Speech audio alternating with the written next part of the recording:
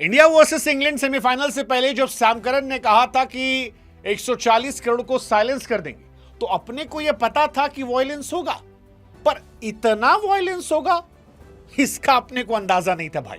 मतलब दिल जो था वो धक धक धक धक धक यहां तक जा रहा था, और फिर पकड़ के हम यहां लाते थे, फिर वो खिसक के आ रहा था। अपने को लगता है कि भारत में आज 150-250 आदमी जो है वो टपक गए होंगे ये देखकर कि बाबू 253 बनाने के बाद हम केवल 7 रनों से मैच जीते हैं। मतलब इस मैच में आखिरी के कुछ ओवरों में तो एंडलेस मोमेंट थे जहां ये लगा कि ये मैच गया गया गया और चला गया।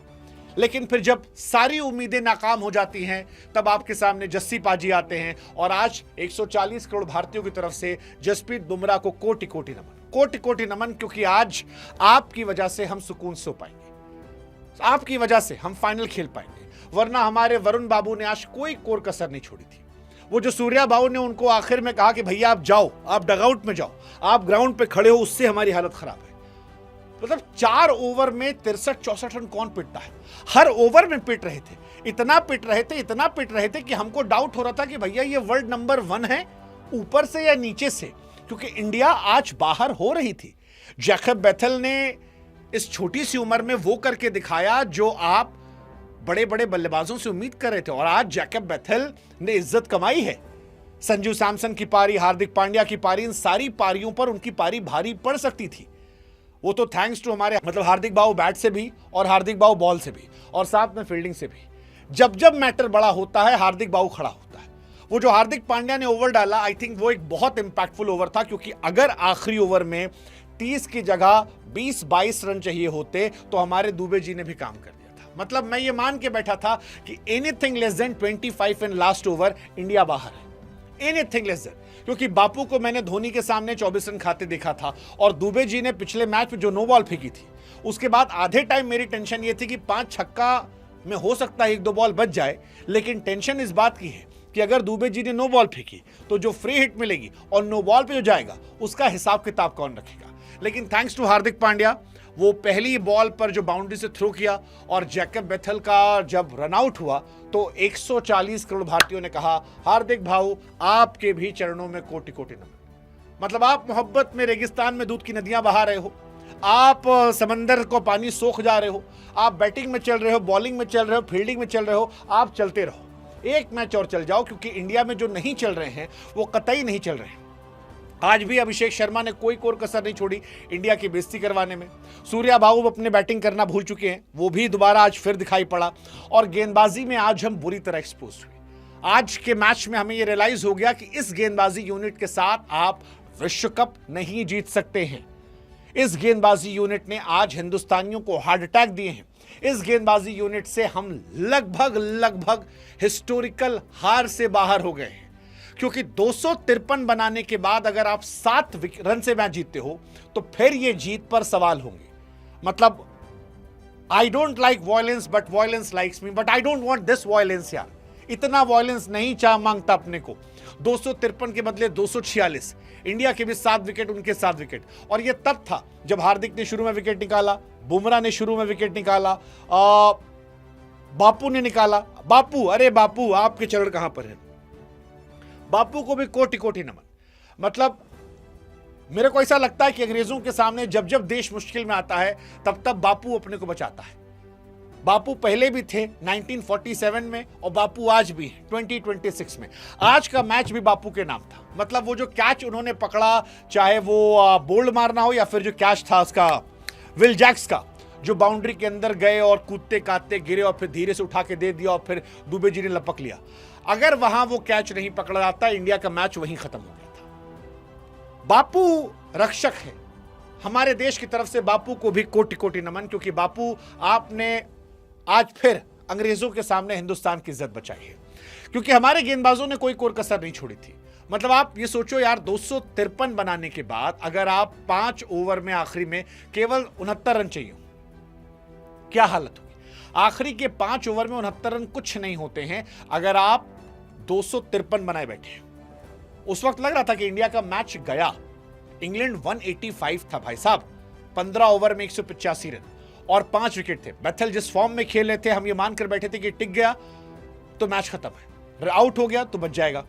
लेकिन जब 5 ओवर में 69 चाहिए होते हैं तब वो आते हैं जो भरोसा लेकर आते हैं, जसप्रीत बुमराह। मतलब मोहम्मद सिराज ने जो कहा था पिछली बार कि we only believe in Jassi भाई, actually we believe only in Jassi भाई, क्योंकि जस्सी भाई जैसा कोई नहीं है। चीते की चाल, बाज की नजर और जसप्रीत बुमराह पर कभी डाउट नहीं करने का, क्योंकि ये हर बार आपको मैच जिता कर देते हैं। आज जसप्रीत बुमराह की वजह से 140 करोड़ भारतीय खुश हैं। 5 ओवर में 69 चाहिए थे भाई, हमारी फट के फ्लावर हो रखी थी। फिर जसप्रीत बुमराह आते हैं 16वें ओवर में। इससे पहले उनके 2 ओवर में 19 रन थे। पहली बॉल पे सिंगल, दूसरी बॉल पे सिंगल, बल्लेबाज की भी फट के फ्लावर थी। यहां हमारी दुखदुखी बड़ी थी कि अगर जस्सी भाई पिट गए तो सामने वाले का क्या होगा, क्योंकि बाद में तो हमारे पास बॉलिंग में गड्ढे नहीं, गड्ढों में बॉलिंग थी। लेकिन जस्सी भाई की क्रेडिबिलिटी ऐसी है कि सामने वाला भी डरता है। सिर्फ वो एक बॉल जो सैम करन के पैर पे आई थी, चौवा चली गई, बस वही थी। वो भी चौवा जाने के बाद जस्सी भाई ने अगली बॉल डॉट की, फिर सिंगल दिया, फिर सिंगल दिया। फिर हमारे अर्शदीप बाबू आए। अर्शदीप बाबू बढ़िया गेंदबाजी कर रहे थे। मेरे को लग रहा था कि इंडिया शायद यहां से कमबैक कर लेगी। पहली बॉल वाइड, दूसरी बॉल डॉट, फिर सिंगल, डबल, सिंगल। लेकिन फिर अर्शदीप बाबू को पड़ा छक्का और चौवा, और वो छक्का चौका जो था वो बीपी बढ़ाने वाला था, क्योंकि वहां से मेरे को लगा गया मैच 3 ओवर में 49 रन। मेरे को लगा यार ये नहीं होना चाहिए था, क्योंकि वो छक्का चौका बहुत भारी पड़ जाएगा।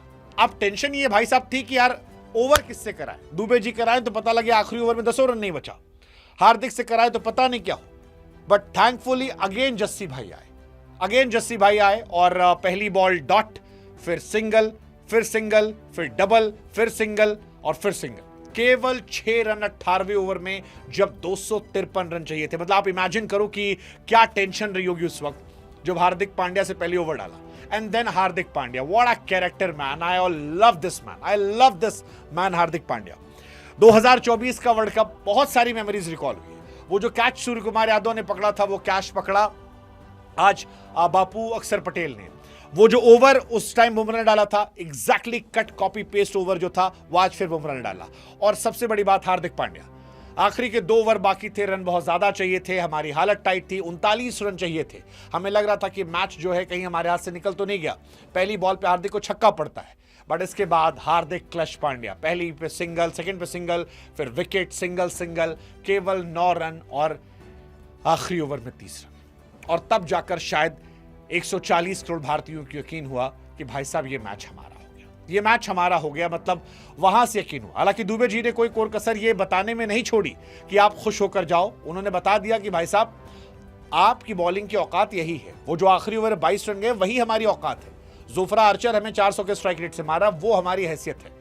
बट फाइनली हम बचे और इंडिया 7 रन से ये मैच जो है वो जीत जाती है। इंडिया फिर से फाइनल पहुंच जाती है। 2007 में पहुंचे थे, हम जीत कर आए थे। चैंपियंस ट्रॉफी 2007 में गए थे, T20 उस टाइम गए थे, चैंपियन बने, 2007 में चैंपियन बने थे हम। फिर 2014 में फाइनल गए थे, श्रीलंका ने हमें हरा दिया था। 2024 में फिर हम पहुंचे, जीते। इस बार 26 में पहुंचे हैं। आई होप कि इंडिया जीतेगी, बट जब जीतेगी तो उसमें मैं फिर कह रहा हूं कि आप जसप्रीत बुमराह को क्रेडिट दीजिए, क्योंकि बुमराह को समझने के लिए छोटा सा स्टैट मैं आपको बता दे रहा हूं, जिससे आपको बुमराह की औकात समझ में आ जाएगी। इस सेमीफाइनल मैच में अगर आप इंडिया को विजेता मान रहे हैं और इंडिया फाइनल गई है, तो उसके लिए सिर्फ बुमराह जिम्मेदार है और कोई जिम्मेदार नहीं है। और उसका रीजन बता रहा हूं मैं। जोफ्रा आर्चर इस मैच में 15.5 इकॉनमी से पिटे हैं। हमारे वरुण चक्रवर्ती जो है वो इस मैच के मैन ऑफ द मैच थे, 16 की इकॉनमी से सुर पिटे हैं। डेवसन जो है 19 इकॉनमी से पिटे हैं। विल जैक्स 10 की इकॉनमी से, ओवरटन 12 की, सैम करन 13.5 की, राशिद खान 10.5 की, अर्शदीप सिंह लगभग 13 की, अक्षर पटेल 11.5 की, शिवम दुबे 22 की और हार्दिक पांड्या 9.5 की। केवल हार्दिक और बुमराह 2 गेंदबाज ऐसे थे जो इस मैच में 10 से नीचे इकॉनमी थे। Hardik Pandya was 9.5 and Jasprit Bumrah was 8.2 and that defines the greatness of this man whom we known as Jasprit Bumrah. What a man यार, what a character, what a man। I don't think कि मेरे पास शब्द है। आप इनकी तारीफ, जितने शब्द आपके पास हैं, मतलब अद्भुत, अविश्वसनीय, अवर्णनीय, सब आप इन पे लगा दो, फिर भी वो कम नहीं होंगे, क्योंकि अलग लेवल का बंदा। इस पूरे टूर्नामेंट में अगर आप बुमराह को देखोगे, 7 मैच, 10 विकेट, 6.5 इकॉनमी।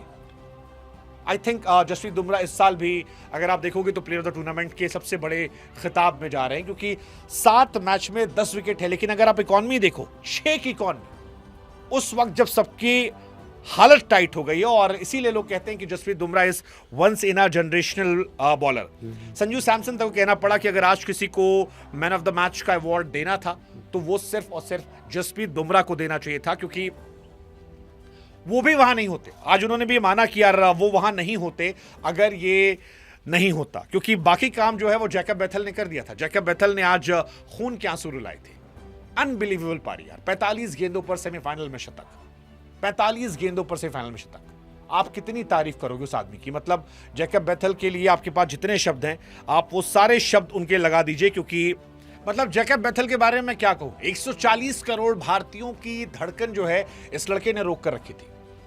उसके आउट होने के बाद दिल से ताली बजाने का मन किया, क्योंकि जो पारी थी ये अद्भुत पारी थी। ऐसी पारियां आपने क्रिकेट हिस्ट्री में बहुत कम देखी होगी। 4 ओवर में 38 रन पर 2 विकेट गिरने के बाद अगर आप 7 रन से मैच हारते हो, वो भी रन आउट होने के बाद, तो आपके लिए तालियां बजती हैं। और much respect for Jacob Bethell, क्योंकि जैकब बेथल ने बताया कि हार नहीं माननी चाहिए। बड़े बड़े सूरमा जो है वो आज आउट हुए थे, और उसके बाद जैकब बेथल ने इस मैच को लगभग जिता दिया था, लगभग जिता दिया था। इंग्लैंड आज अपनी वजह से हारा है।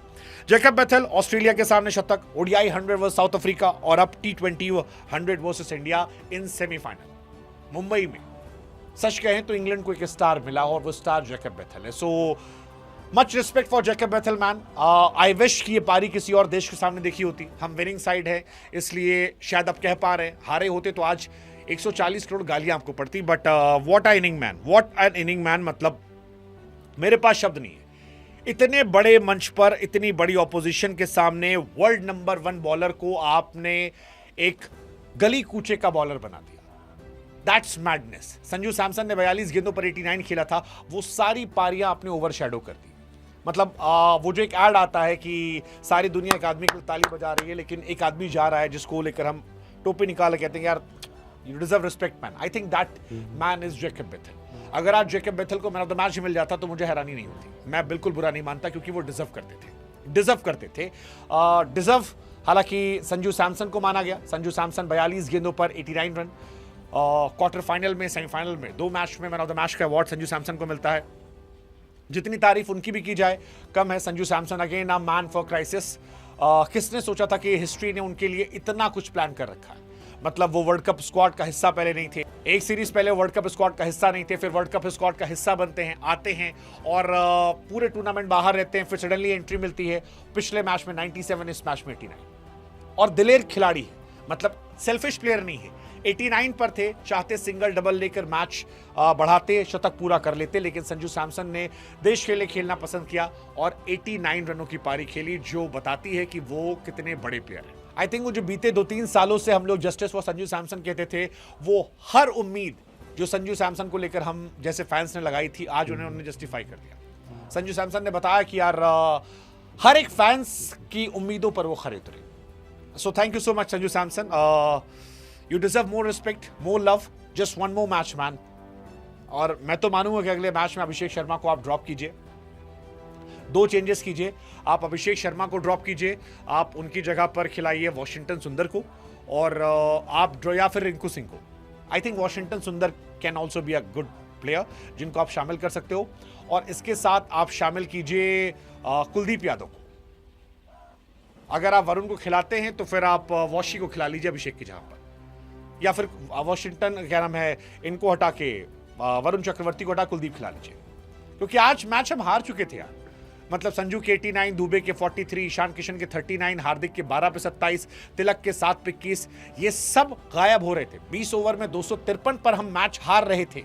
हम जीते हैं, लोग भूल जाएंगे, लेकिन जैकब बेथल की इस पारी ने इंडिया की बॉलिंग को एक्चुअली एक्सपोज करके रख दिया, बुरा वाला एक्सपोज कर दिया। वो भी तब जब शुरू में आपके इतने विकेट गिरे हो। हालांकि इस मैच में तारीफ दुबे जी की बनती है, संजू सैमसन के साथ साथ। दुबे जी नो फुटवर्क और नो फेलियर, हर मैच में रन बनाए, स्पेशली इंपॉर्टेंट मैच है। पाकिस्तान 17 पे 27, नीदरलैंड 31 पे 66, 37 पे 42 साउथ अफ्रीका के सामने, वेस्ट इंडीज वाला नहीं रहा, दो ही चौके चाहिए थे एक्चुअली उनको, 2 बॉल पे 2 चौके मारे थे उन्होंने, 8 रन, और हम मैच जीत गए थे। और फिर इंग्लैंड के सामने 25 पे 43 रन आउट हुए थे। So again he is a clutch man. Same goes for Ishan Kishan, 18 गेंद 39 रन, कमाल की टॉप नॉच पारी थी।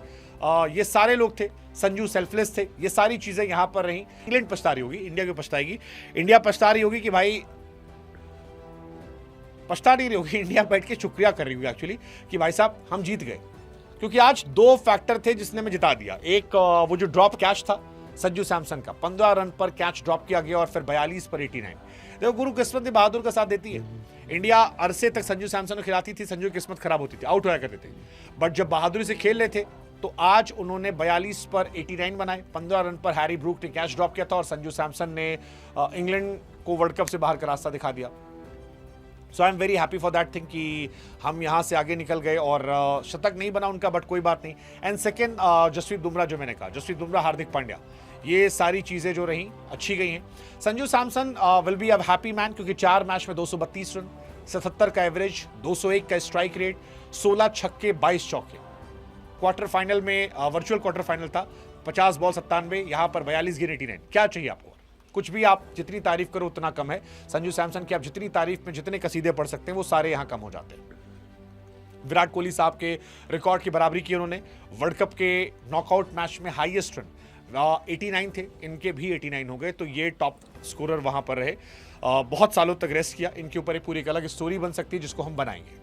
बट सवाल यह है कि इंडिया यहां से क्या, क्योंकि आज का मैच इंडिया जीत तो गई है, बट किस तरह जीती है उसे दुनिया जानती है। और इसलिए आज ये सवाल रहेगा कि इंडिया यहां से क्या। मतलब आप ये सोचो कि फिल सॉल्ट शुरू में आउट हुए थे, हार्दिक पांड्या ने आउट किया था। अगर आप स्कोर कार्ड देखोगे, 13 पर 1, 38 पे 2, 64 पे 3, 6 ओवर 64 पे 3, और इसके बाद आप पिटते चले गए। जबकि आपने इंग्लैंड के जिन बल्लेबाजों से हमें डर था, जैसे हमें फिल सॉल्ट से डर था, हार्दिक पांड्या खा गए, बटलर से डर था, वो चले गए, हैरी ब्रूक से डर था, बुमराह उन्हें उठा ले गए, बैंटन को अक्सर पटेल उठा ले गए, इसके बाद मिडिल ऑर्डर ने मारा उनके। दैट इज क्वाइट स्केरी, क्योंकि ये बहुत पेनफुल है। और इंडिया की बॉलिंग लाइनअप एक्चुअली परेशान करने वाली है। आपके पास एक एक्स्ट्रा बॉलर होना चाहिए, और अगर नहीं है तो आने वाले मैचेस में आपको बहुत समस्या होने वाली है। मेरे हिसाब से टीम इंडिया को अगले मैचेस में 2 चेंज करने की जरूरत है।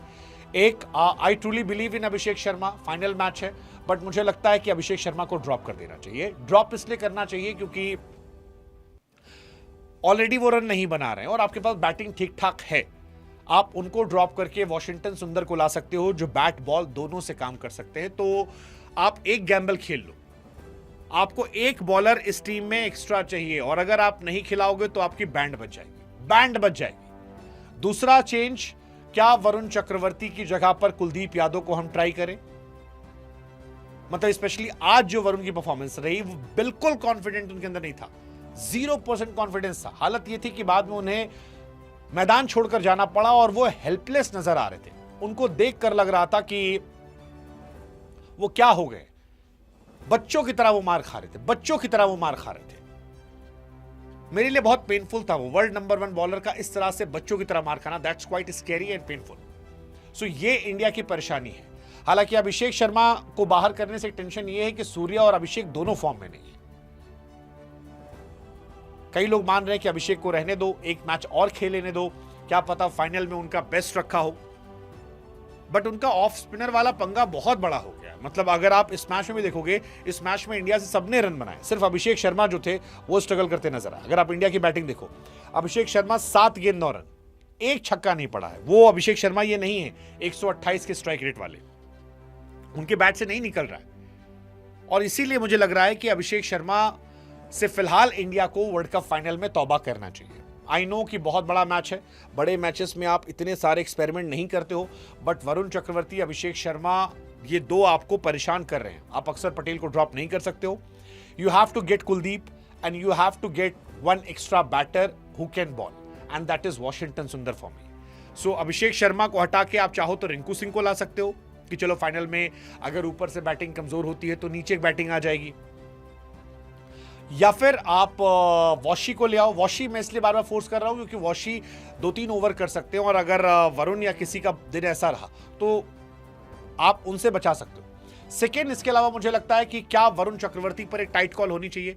ही may be world number one तो अभिषेक शर्मा भी हैं, बट क्या उनसे भी आगे बढ़कर हमें वर्ल्ड कप फाइनल में कुलदीप यादव की तरफ देखना चाहिए भाई साहब, ये हार्ट बीट बढ़वाने के लिए नहीं, क्योंकि अगर इंडिया वर्ल्ड कप से बाहर हुई तो शायद ये 2-3 के आसपास जिम्मेदारी होगी। इंडिया 200 रन बना सकती है, 225 बना सकती है, बट आज के मैच ने यह भी साबित कर दिया कि इंडिया 250 पिट भी सकती है, और 250 पिटना कोई बहुत हैरानी नहीं है। मतलब हम ये मानते थे कि यार 250 कौन बना लेगा, बट 250 बन जाएगा भाई, और ये हमारे प्लेयर बनवा देंगे।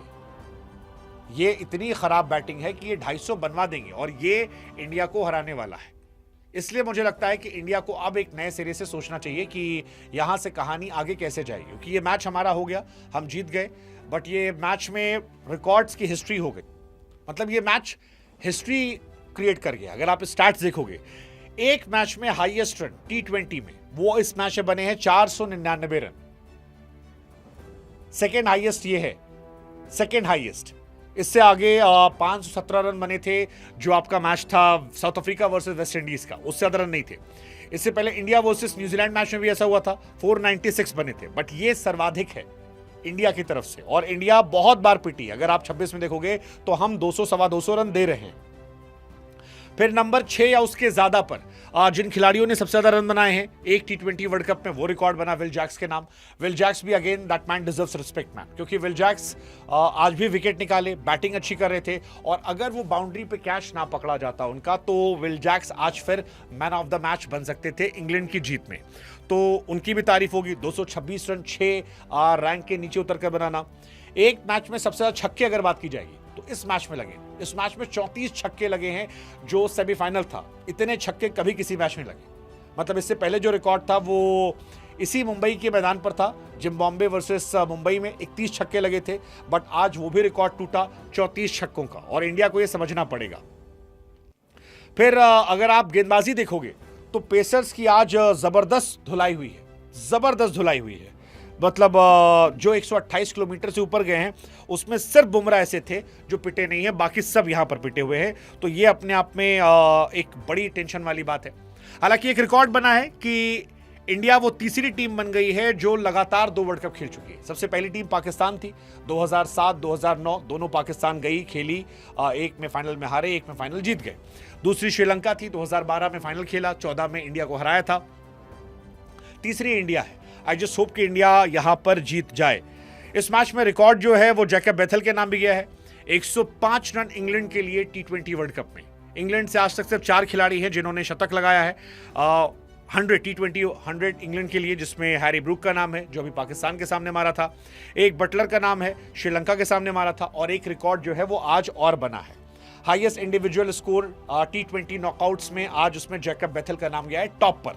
ये जो 105 रन बनाए थे बेथल ने, ये टॉप पर है। फिन एलन जो है इसके नीचे हैं, बाकी सब नीचे हैं।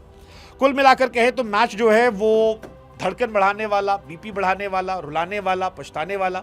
हालांकि क्रिकेट के पॉइंट ऑफ व्यू देखें तो it was absolute cinema, it was absolute cinema. इससे बेहतरीन मैच T20 सेमीफाइनल नहीं हो सकता।